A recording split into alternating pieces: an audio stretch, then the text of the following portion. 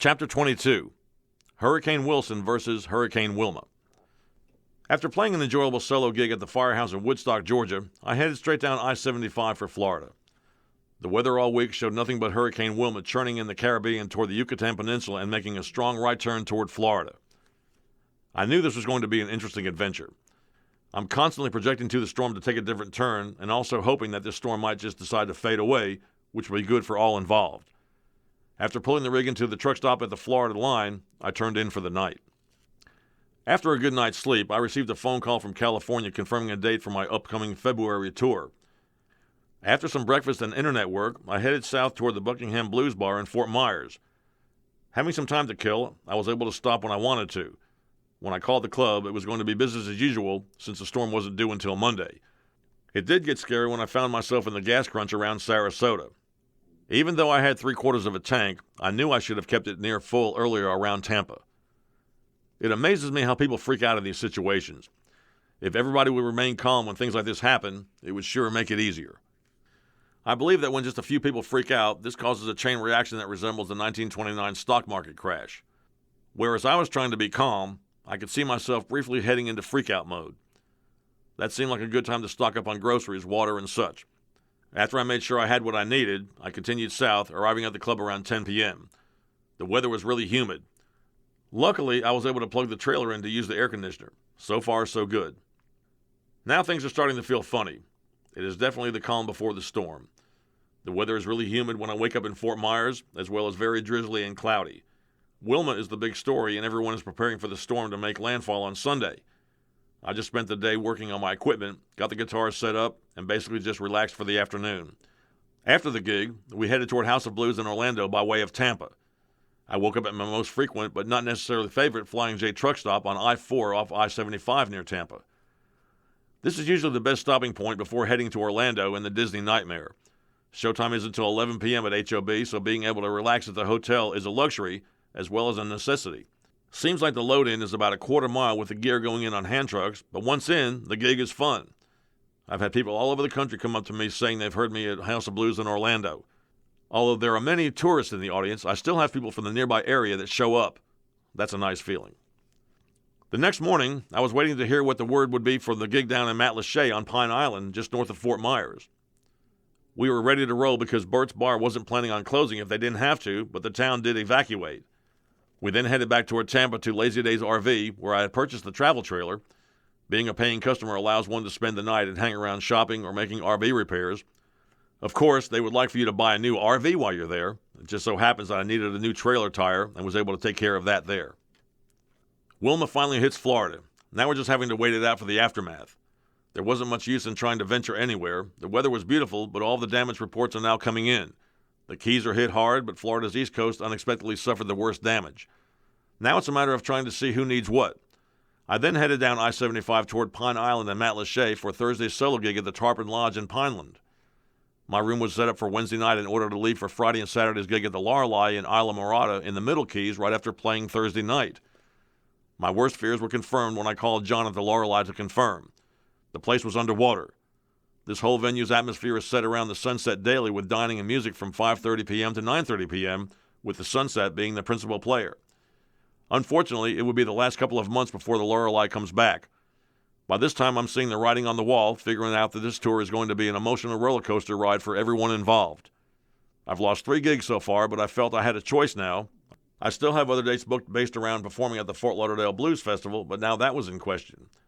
I didn't have the heart to just turn around and go home, so I made a few calls to people I knew wondering what I could do to help.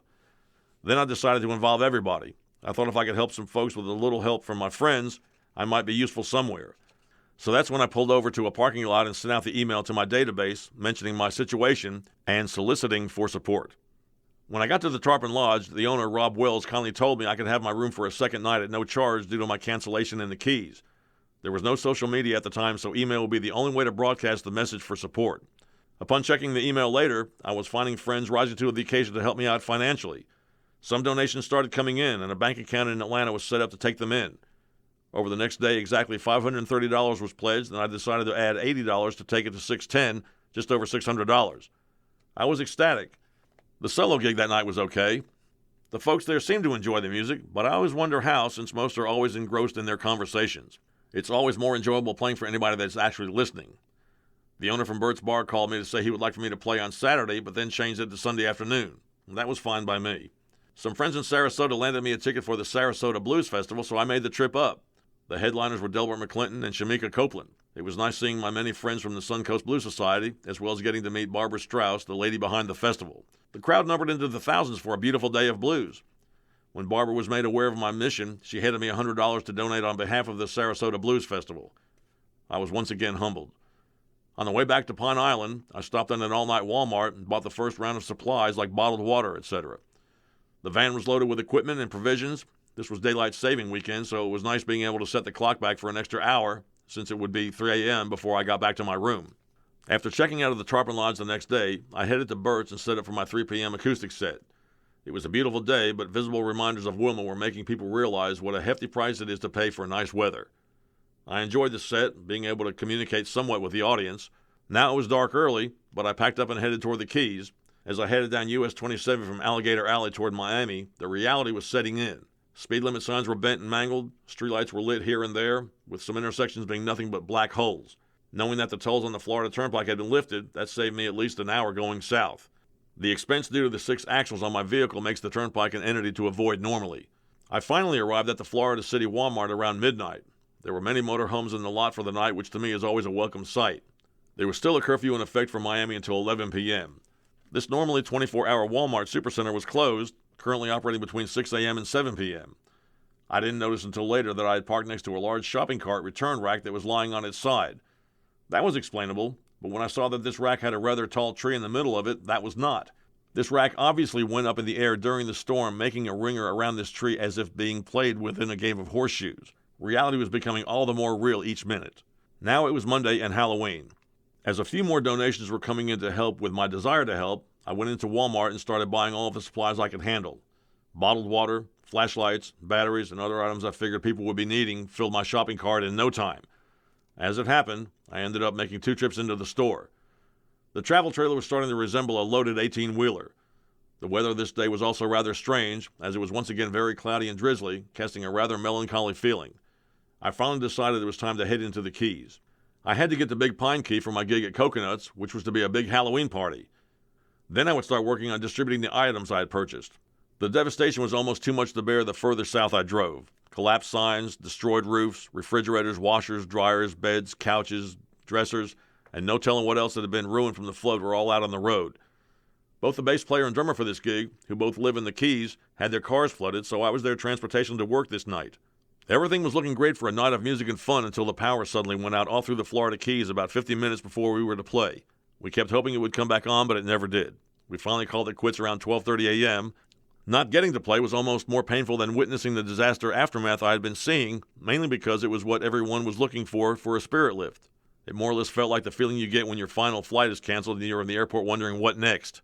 Then to make matters worse, the bottom fell out with an additional driving steady rain, which made driving back down to Key West with no traffic lights even more brutal. It was good that I did, because the next day the streets in Key West were once again flooded.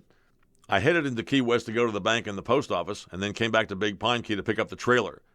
I stopped for lunch at one of my solo gig stops, the Galley Grill in Summerlin Key. While there, I met some FEMA folks and told them what I was doing to try to help the hurricane victims. They referred me to Habitat for Humanity on Big Pine. When I arrived there, they put me in touch with the Red Cross shelter in Marathon, Florida. They were really needing help. They needed everything I had, so I gave them everything. They also insisted I stay for dinner, have a shower, and park the trailer for the night, which I did. I was absolutely humbled by the experience of meeting these people who were absolutely absorbed in their desire to help those who needed it. I went to sleep this day very fulfilled.